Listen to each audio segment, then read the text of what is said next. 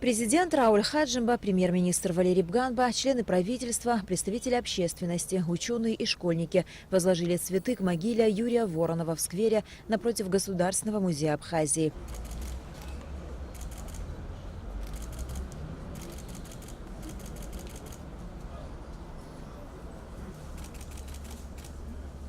Невозможно переоценить вклад Юрия Воронова в исследование доисторических, античных и средневековых древностей Абхазии, в том числе Киласурской стены.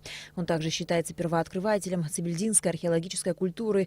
Юрий Воронов – автор более 500 научных работ и 30 монографий, более 1000 таблиц с зарисовками археологических находок, 85 тысяч единиц археологических материалов цибельдинской экспедиции и около 2500 машинописных страниц его годовых научных исследований сгорели вместе с архивом Абхазского института во время войны. Он оставил великое наследие, научное наследие. И его книги, его труды стали библиографической редкостью. Но, слава Богу, при поддержке правительства и при таком очень активном участии и содействии Светланы Вороновой эти труды издаются. И они стали достоянием не только научной общественности Абхазии, но и научной общественности России и других государств. Мы гордимся тем, что у нас есть Юрий Николаевич Воронов. Вспоминая своего друга и коллегу, археолог Олег Бгажба говорит, что в лице Юрия Николаевича Воронова абхазская наука потеряла выдающегося исследователя. Такие яркие личности рождаются раз в 100 лет. Юрий Воронов был поистине гениален, ибо был невероятно трудолюбив. И что очень важно для археолога, он был талантливым художником и оставил после себя тысячи таблиц с зарисовками своих археологических находок.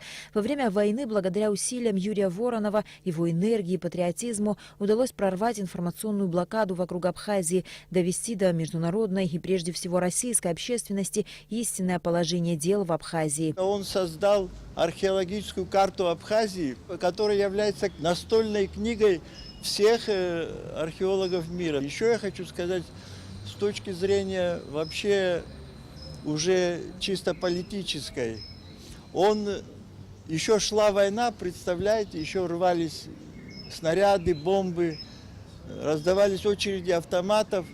Он создал вместе со своими коллегами белую книгу.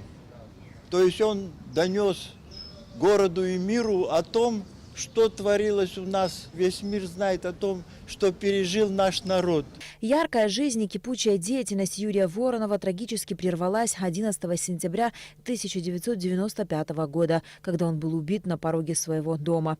Именем государственного деятеля Абхазии и ученого названа улица в Сухуме и третья школа столицы, которую он когда-то окончил. Имя Юрия Воронова осталось в истории Абхазии, в сердцах и памяти людей, которые его знали и понимали масштаб личности этого человека. На Алакове Алексея Гухава, Абхазское телевидение.